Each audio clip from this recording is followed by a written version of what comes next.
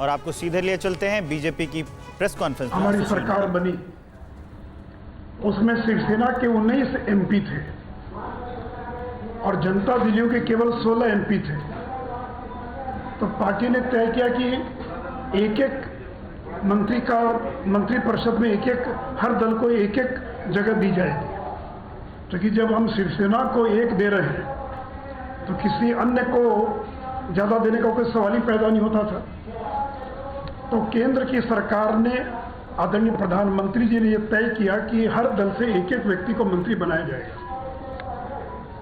और जब जनता दलियों के नेता नीतीश जी से बातचीत की गई तो उन्होंने बाद में कहा कि हमारे दल में लोग किसी नाम पर एकमत नहीं हो पा रहे हैं, इसलिए अभी छोड़ दीजिए, बाद में देखा जाएगा।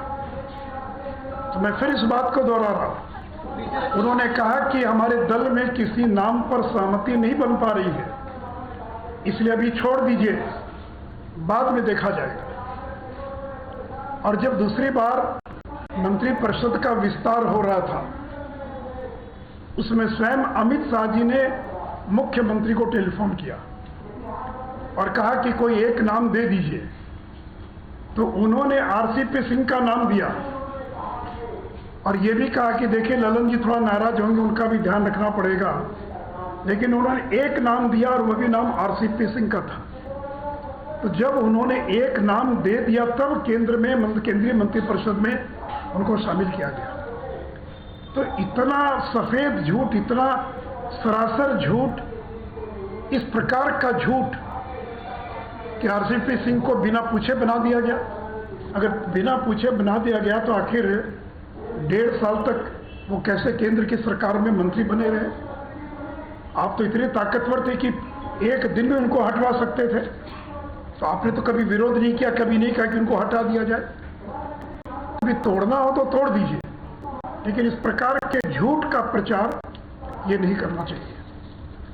अब मित्रों, जो दूसरा प्रचार किया जा रहा है कि जनता दलियों को तोड़ने की कोशिश हो रही थी, उदाहरण दिया जा रहा शिवसेना का। अरे शिवसेना हमारा सहयोगी दल थोड़ी था, वो तो वहां का सत्ताधारी दल था। आप तो हमारे सहयोगी दल थे। हमने सहयोगी दल रहते हुए कभी किसी पार्टी को तोड़ा नहीं। और जब वहां टूटी सरकार तो शिवसेना, जो कि हमारा सहयोगी दल नहीं था, उसको वो पार्टी टूटी जो है। आप तो हमारे सहयोगी दल थे। अगर आपको हम तोड़ भी देते, मान लीजिए, तो सरकार कैसे बनती? क्योंकि हम तो केवल 74 या 75 थे और सरकार बनाने के लिए 46 चाहिए था। तो पूरी जनता दलियों आती तभी ना कुछ हो सकता था, तो भी बहुमत नहीं होता।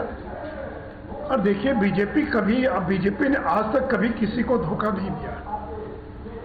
हमने नीतीश जी को 1 बार नहीं 5 बार बिहार का मुख्यमंत्री बनाया। 5 बार। राष्ट्रीय जनता दल ने 2 बार बनाया और हम लोगों ने 5 बार बनाया। 17 साल का हमारा संबंध था, लेकिन आपने दोनों बार एक झटके में तोड़ दिया।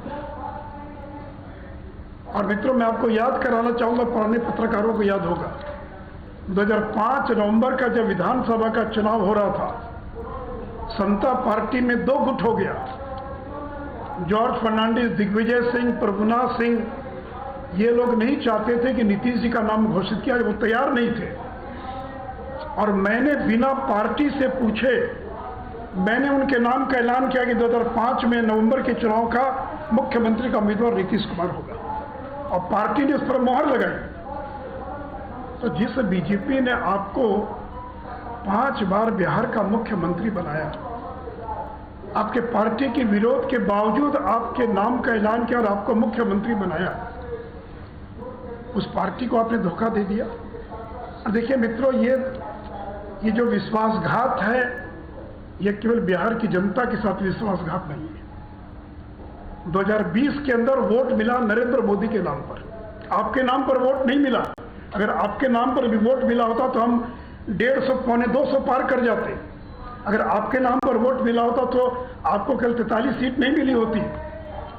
जब लगा कि हालांकि स्थिति ठीक नहीं है तो नरेंद्र मोदी ने एक दिन में 3-3, 4-4 रैलियां की, जी जान लगा दिया। तो 2020 का जनादेश नरेंद्र मोदी के नाम पर है। 2020 का जनादेश नरेंद्र मोदी का जनादेश है।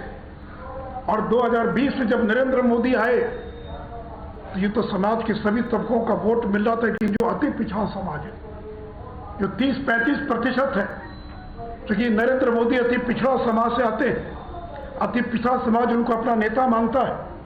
अति पिछड़ा का एक एक वोट गिनकर नरेंद्र मोदी की झोली में पड़ गया, तब आप मुख्यमंत्री बने और तब बिहार के अंदर हमारी सरकार बनी।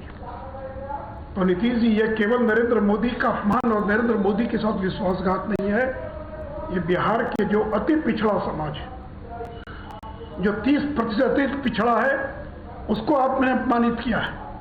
और ये वही राजद के लोग हैं जिनके 15 साल में अगर सबसे ज्यादा कोई प्रताड़ित हुआ तो ये अति पिछड़ा समाज के लोग हुए, जिनकी जमीनों पर कब्जा कर लिया जाता था, मार के भगा दिया जाता था, वोट नहीं देने दिया जाता था। और जिसको लालू जी ने कभी जिन कहा था, वो जिन जब आपके साथ आ गया तब सरकार बनी। और आज वो जिन आपके साथ नहीं है, वो भारतीय जनता पार्टी के साथ है, नरेंद्र मोदी के साथ है। इसलिए ये गलतफहमी ना रहे। 2015 और 2020 में बहुत अंतर है। उस समय अति पिछड़ा आपके साथ था, आज नरेंद्र मोदी के साथ है। और नरेंद्र मोदी की लोकप्रियता पहले की तुलना में कई गुना ज्यादा है। और मित्रों, पिछली बार जब आपने गठबंधन तोड़ा आरजेडी से, तो आपने कहा मैं भ्रष्टाचार के मुद्दे पर कोई समझौता नहीं करूंगा, और कहा कि तेजस्वी ने कोई जवाब नहीं दे पाए, इसे मैं गठबंधन तोड़ रहा हूं। उस समय तो केवल सीबीआई ने छापा मारा था, अब तो सीबीआई ने चार्जशीट फाइल कर दिया। तो आपके मंत्रिमंडल में जो डिप्टी सीएम बनने जा रहे हैं, वो चार्जशीटेड हैं, भ्रष्टाचार के मामले में चार्जशीटेड हैं, वो बेल पर हैं। कल कोर्ट अगर चाहे तो उनकी बेल को खारिज कर सकता है, उनको दोबारा जेल भेज सकता है। तो तेजस्वी यादव ये भ्रष्टाचार से जुड़े आईआरसीटीसी घोटाले के मामले में ये चार्जशीटेड है, ये बेल पर है, उनका ट्रायल शुरू हो गया है।